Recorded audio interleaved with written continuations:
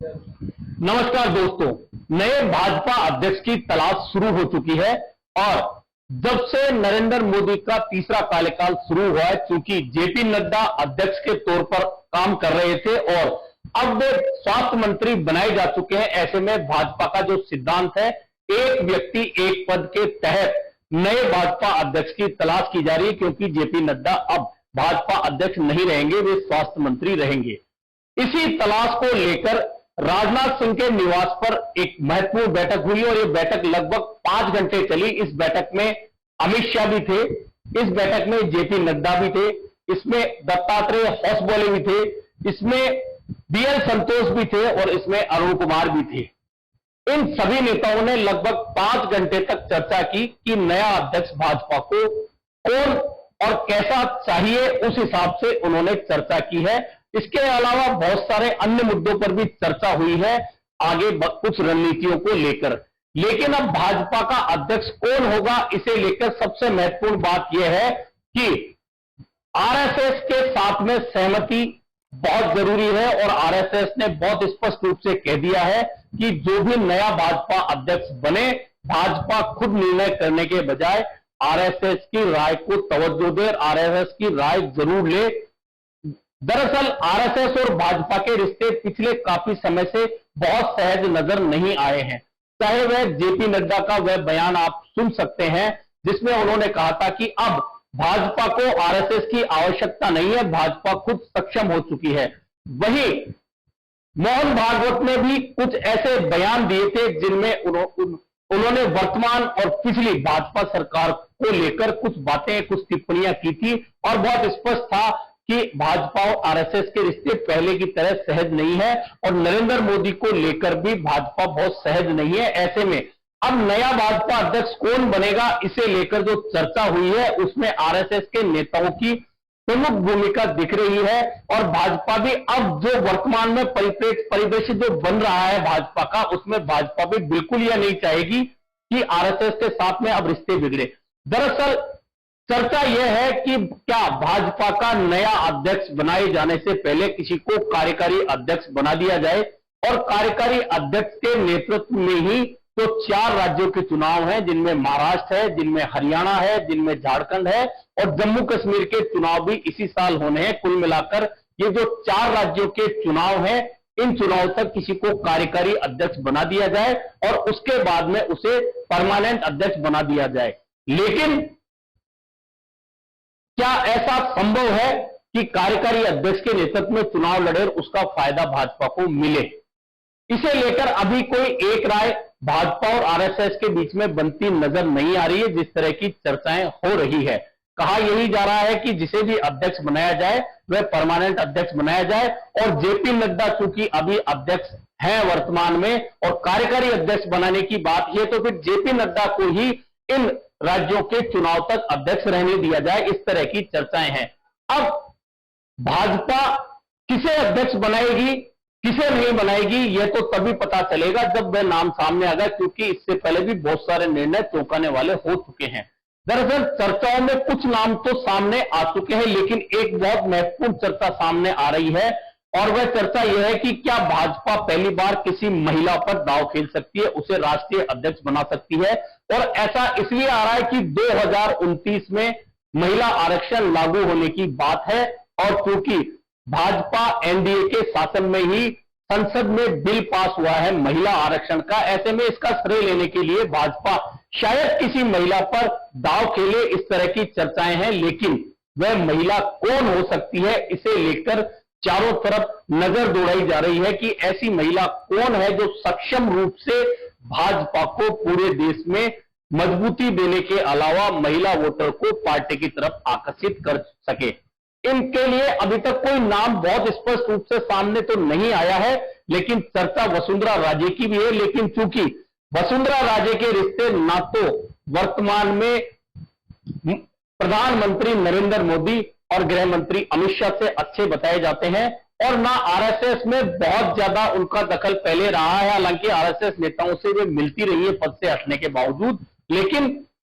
क्या उनके नाम पर दोनों ओर से सहमति हो सकती है, इस बारे में चर्चा है। लेकिन इसके अलावा और कौन महिला नेता भाजपा की ऐसी हो सकती है जो पूरे देश में भाजपा और आरएसएस में स्वीकार्य चेहरा हो सकता है, इसे लेकर चर्चा सामने आई है। लेकिन इनके अलावा जिन चेहरों पर भाजपा अध्यक्ष बनाए जाने की चर्चा है, जिन चेहरों की चर्चा है, उनमें सबसे पहला नाम देवेंद्र फडणवीस का है, जो महाराष्ट्र के उप मुख्यमंत्री हैं। पहले वे मुख्यमंत्री थे, अब वे उप मुख्यमंत्री हैं और उन्हें अध्यक्ष बनाए जाने की चर्चा इसलिए है क्योंकि लोकसभा चुनाव के जो परिणाम आए हैं महाराष्ट्र में, उसमें भाजपा और एनडीए को झटका लगा है और भाजपा सोचती है, आरएसएस सोचता है कि यदि देवेंद्र फडणवीस को मौका दे दिया जाए तो इसका फायदा कहीं ना कहीं महाराष्ट्र चुनाव में भाजपा को और एनडीए को हो सकता है और फिर से सरकार बनाई जा सकती है, क्योंकि वर्तमान जो सर्वे और रिपोर्ट जो आ रही है उनमें भाजपा और एनडीए की स्थिति महाराष्ट्र में बेहद कमजोर है। इसके अलावा ही महाराष्ट्र से एक और नेता है विनोद तावड़े, जिनका नाम चर्चाओं में। दरअसल विनोद तावड़े आरएसएस के प्रचारक रहे हैं, उसके बाद में वे संगठन में चले गए, संगठन के बाद में सत्ता में चले गए, सत्ता से फिर उनको फिर से हटाकर उनको दिल्ली लाया गया, राष्ट्रीय संगठन में जगह दी गई, उनको भी आरएसएस का चेहरा समझा जा रहा है। विनोद तावड़े को महाराष्ट्र की जिम्मेदारी, महाराष्ट्र से मंत्री पद की जिम्मेदारी हटाकर, क्योंकि उनको संगठन में लाया गया था, तो ऐसे में माना जा रहा है कि यदि उन्हें भी मौका दिया जाए तो इसके लिए भी भाजपा को महाराष्ट्र में फायदा हो सकता है। इसके अलावा बीएल संतोष संगठन महासचिव का काम देख रहे हैं, मजबूत हैं, कर्नाटक के प्रचारक रहे हैं और कर्नाटक में भाजपा की जो सरकार बनी थी उसे लाने में बीएल संतोष का अहम योगदान माना जाता है और उनका नाम भी चर्चा में है।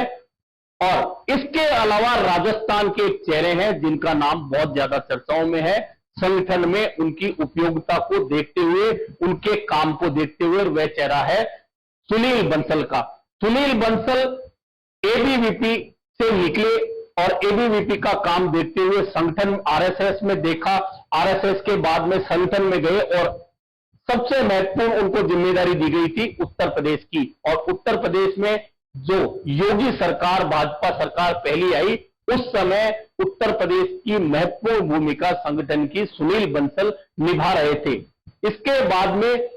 उनको बंगाल की जिम्मेदारी भी दी गई, तेलंगाना की भी जिम्मेदारी दी गई और तेलंगाना में लोकसभा चुनाव में भी भाजपा को फायदा हुआ है। ऐसे में सुनील बंसल का नाम भी भाजपा के अध्यक्ष के रूप में चल रहा है। अगर ऐसा होता है तो राजस्थान को पहली बार भाजपा अध्यक्ष का जैसा बड़ा पद मिल सकता है।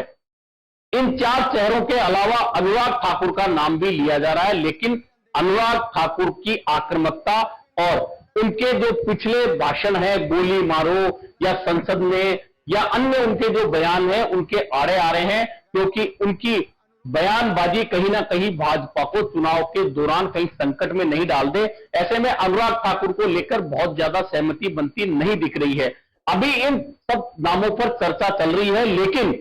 भाजपा कई बार चौंकाती रही है और आरएसएस क्या अपनी ओर से कोई नया नाम सामने ला सकती है, इसे लेकर बहुत उत्सुकता है लोगों में, खासतौर पर भाजपा में, कि क्या आरएसएस किसी नए चेहरे को सामने लाकर भाजपा प्रदेशाध्यक्ष बनवा सकती है, इसे लेकर भी चर्चा चल रही है। कुल मिलाकर अभी असमंजस इस बात का चल रहा है कि क्या भाजपा को सीधे पूर्णकालिक अध्यक्ष दे दिया जाए या फिर कार्यकारी अध्यक्ष बनाकर चार राज्य, क्योंकि चारों राज्यों के चुनाव इस साल जो होने हैं वे बड़े महत्वपूर्ण हैं। इनमें से दो प्रदेश तो ऐसे हैं, हरियाणा और महाराष्ट्र, जहां एनडीए और भाजपा का शासन है। वहीं झारखंड में क्योंकि लोकसभा का चुनाव भाजपा के लिए अच्छा रहा है और भाजपा सोचती है कि अब झारखंड में वे विधानसभा का चुनाव जीत सकते हैं। ऐसे में ये तीन महत्वपूर्ण जो विधानसभा चुनाव की हैं, इनको लेकर भाजपा फूंक फूंक कर कदम रखना चाहती है, क्योंकि